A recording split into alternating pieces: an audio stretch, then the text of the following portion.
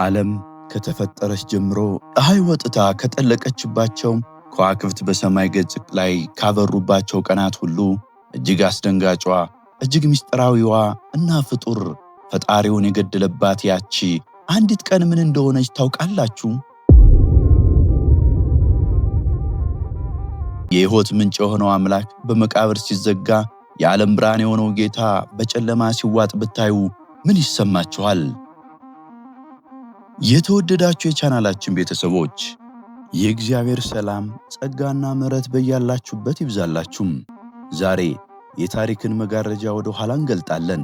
ወደ 2000 ዓመታት ወደ ኋላ ተመልሰን በሮማውያን የፍርድ አደባባይ ተፈጸመውን በሰው ልጅ ታሪክ ታይቶም ተሰምቶ የማይታወቀውን ታላቁን የምሕረትና የጭካኔ ትዕይንት ዕለተ ዓርብን እንመረምራለን።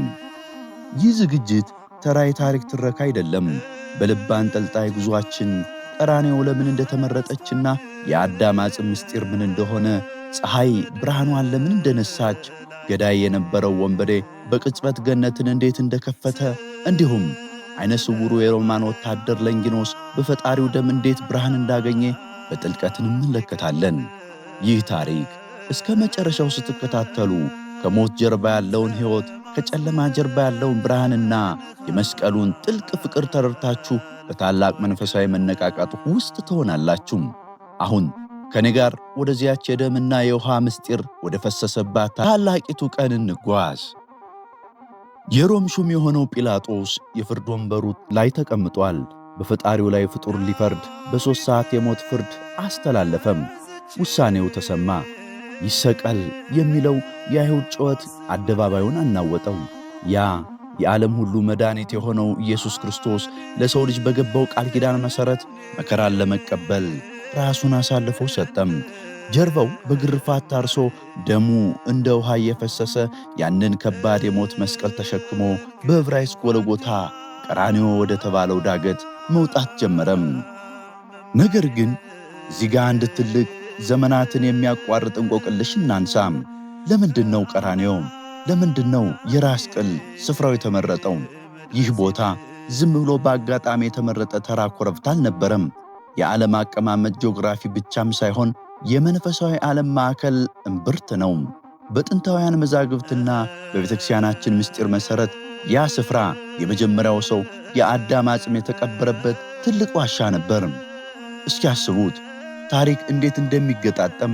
የአዳም ዓጽም ከትውልድ ወደ ትውልድ በክብር ሲተላለፍ ቆይቶም በኖኅ ዘመን ከጥፋት ውኃ ሊድን እንደ ታቦት ወደ መርከብ ገባም። ከጥፋት ውኃ በኋላም ታላቁ ካህን መልከ ጼዴቅ ይህንን የሰው ልጅ አባት ዓጽም ይዞ በመንፈስ ቅዱስ ተመርቶ በዚያች ቀራንዮ በምትባል የራስ ቅል ስፍራ ቀበረው። እናም አይሁዶች በጭፍን ጥላቻ ተመርተው አላወቁትም እንጂ ያንን የሞት መስቀል የተከተሉት ልክ አዳም በተቀበረበት መቃብር ላይ ነበረም። ጌታችን መድኃኒታችን ኢየሱስ ክርስቶስ ከመስቀሉ ክብደት የተነሳ እየተንገላታ ዳገቱን ሲወጣ ጫፍ ላይ ደርሶ በእንጨቱ ላይ በችንካር ሲመታ ከላይ የሚንጠባጠበው መለኮታዊ ደሙ በቀጥታ ይወርድ የነበረው ከታች በተቀበረው በአዳም የራስ ቅል ላይ ነበረም። የመጀመሪያው አዳም በዕፀ በለስ ምክንያት በሞት ሲያሸልብ፣ ሁለተኛው አዳም ክርስቶስ በዕፀ መስቀል ላይ ሆኖ በደሙ ሕይወትን ሊዘራለት በዚያች ታሪካዊት ምድር ላይ በ6 ሰዓት ተሰቀለም። የሞት ዛፍ የነበረው መስቀል የሕይወት ዛፍ ሆነም። ቅዱስ ባስልዮስ ዘቂሳርያ ስለዚህ ድንቅ ምስጢር ሲናገር ሞት በነገሰበት ስፍራ ሕይወት መነሳት ነበረበት። አዳም በወደቀበት ምድር ክርስቶስ ቆሞ የመጀመሪያው ሰው አጥንት በፈረሰበት ስፍራ የፈጣሪ ደም ፈሶ አዲስ ፍጥረት አደረገው ይላል። ወዳጆቼ እግዚአብሔር በሕይወታችን የሞተውን የፈሰሰውንና ተስፋ የቆረጥንበትን ነገር ሁሉ በመስቀሉ ኃይል እንደገና ሕያው የማድረግ ሥልጣን አለው። ሰዓቱ ቀትር 6 ሰዓት ሆነም። ፀሐይ በሰማይ መካከል ቆማ የሰው ልጅ ጥላ ከእግሩ ስር በሚገባበት በዚያ የቀትር ጊዜ አንድ ታላቅና ዘግናኝ ክስተት ተፈጠረም። የዓለም ብርሃን እርቃኑን በመስቀል ላይ ሲሰቀል ፍጥረታት ይህንን ማየት አልቻሉም። ፀሐይ ብርሃኗን ነሳች፣ ጨረቃ ደም መሰለች፣ ከዋክብትም ከሰማይ ገጽ ላይ ረገፉ። ፀሐይ ፈጣሪን ራቁቱን በመስቀል ላይ ያለ እኔ እንዴት ለዓለም ብርሃን እሰጣለሁ በሚል ሐዘን ፊቷን ሸፈነች። ከቀትር 6 ሰዓት ጀምሮ እስከ 9 ሰዓት ድረስ ምድር በድቅድቅ ጨለማ ተዋጠች። በዚያ በሚያስፈራ የጨለማ ጊዜ በመስቀሉ ግራና ቀኝ 2 ወንበዴዎች አብረው ተሰቅለው ነበረም። ዳክርስ የተባለው በግራ፣ ፈያታዊ ዘየማንጥጦስ የተባለው ደግሞ በቀኝ። ግራ የተሰቀለው ወንበዴ በዚያ የሞት ጣር ውስጥ ሆኖ እንኳን ልቡ በክፋት ስለደነደነ እስቲ አምላክ ከሆንክ ራስንም እኛንም አድነን እያለ ይዘባበት ነበር።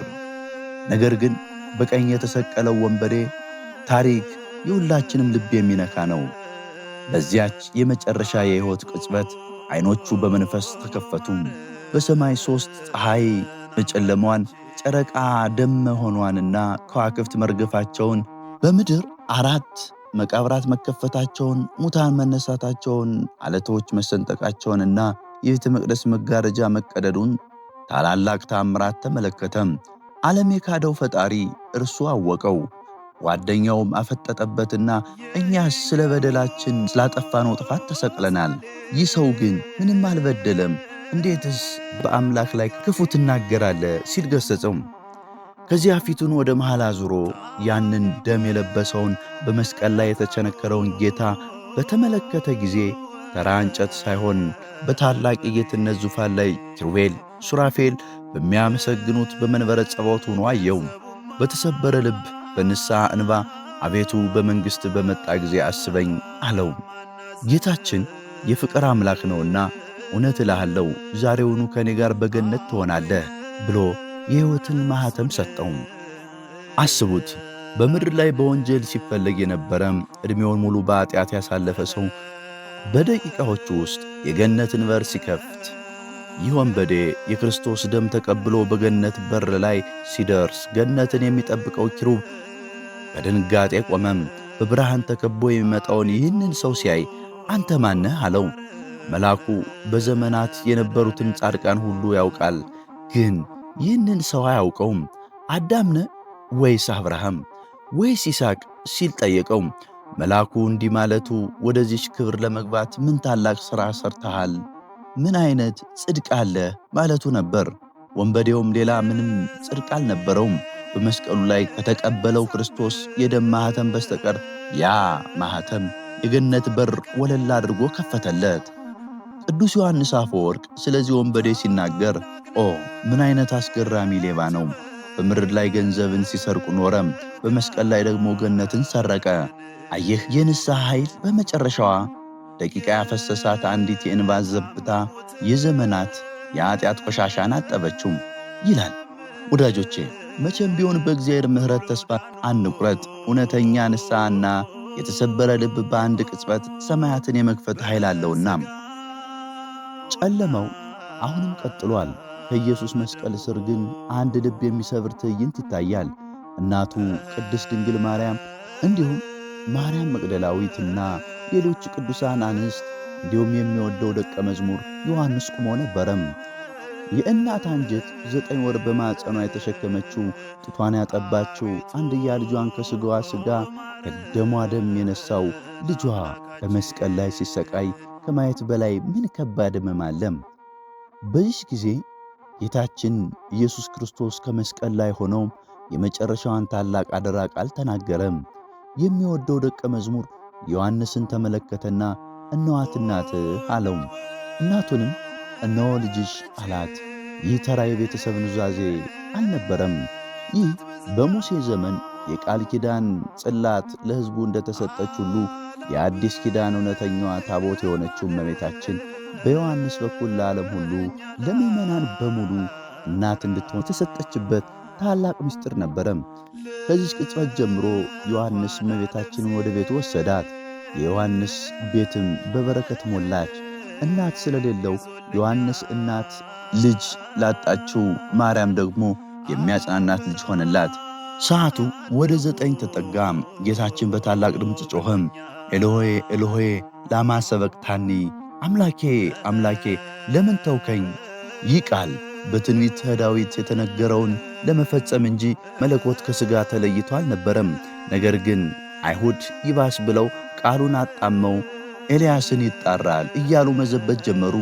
የክህደት ቃላቸው እያሰሙ አንዱ ወታደር ሮጦ መራራ ሆምጣጤ በሰፍነግ አድርጎ አቀረበለት። ከዚያም ሁሉ ተፈጸመ አለም።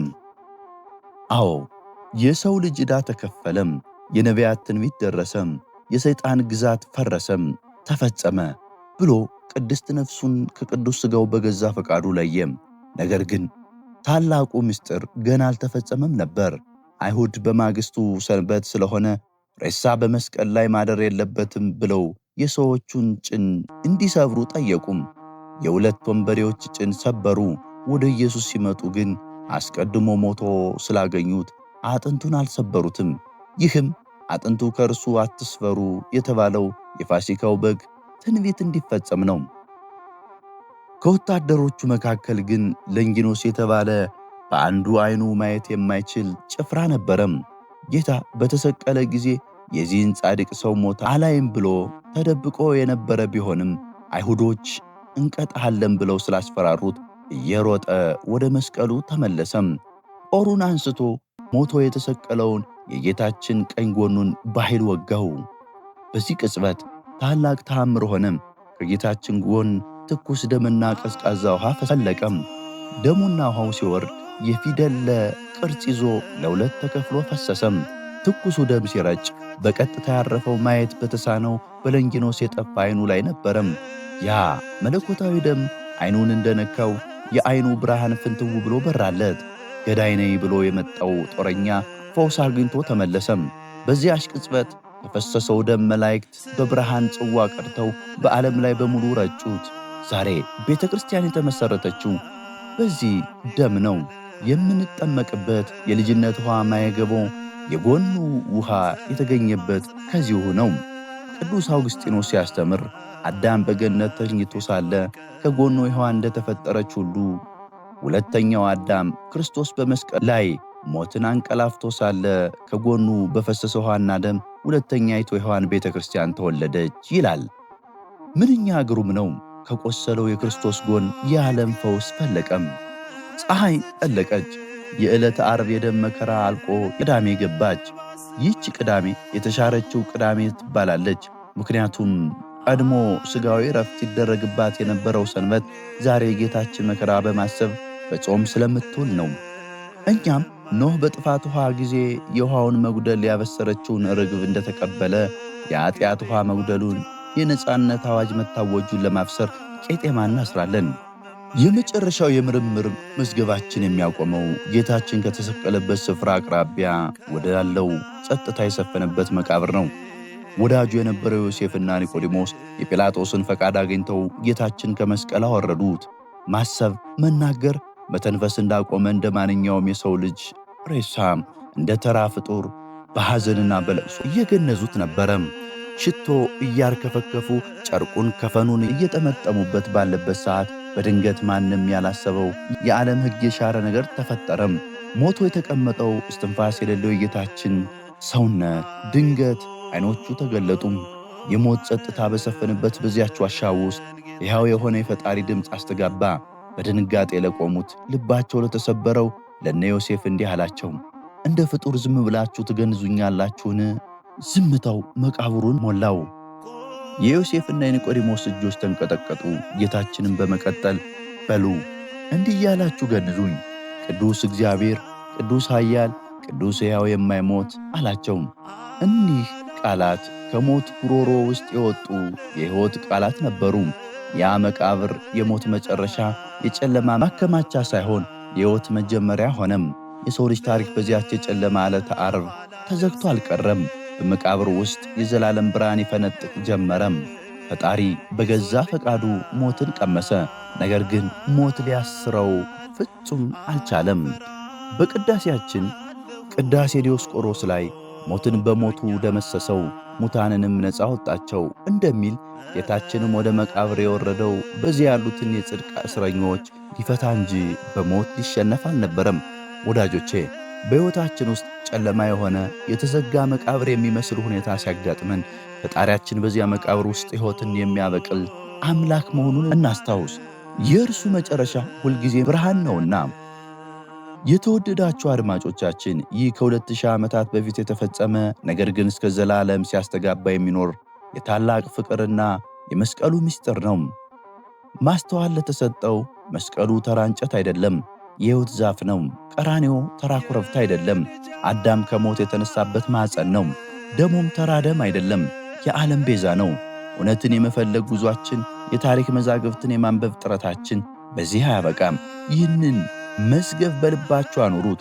ስንሰማው ዝም ብለን የምናልፈው ሳይሆን ዘወትር የምንኖርበት፣ ፍቅርን የምንማርበት ታላቅ እውነት ነው። ጌታችን የሕማሙ የመከራው ተካፋዮች እንዳደረገን የትንሣኤው የክብሩ ወራሾች አድርገን በሚቀጥለው እጅግ አጓጊና ድንቅ በሆነው የትንሣኤው ታሪክ ዓለምን ወደ ቀየረው የሦስተኛው ቀን ክስተት ይዘናችሁ እንመለሳለን። ከዚያው ቻናላችን ላይክ እና ሰብስክራይብ በማድረግ ይህንን የብርሃን ታሪክ ለብዙዎች እንዲደርስ የበኩላችሁን ድርሻ ተወጡ። ወስብሐት ለእግዚአብሔር ወለወላዲቱ ድንግል ወለመስቀሉ ክቡር። ይቆየን። አሜን።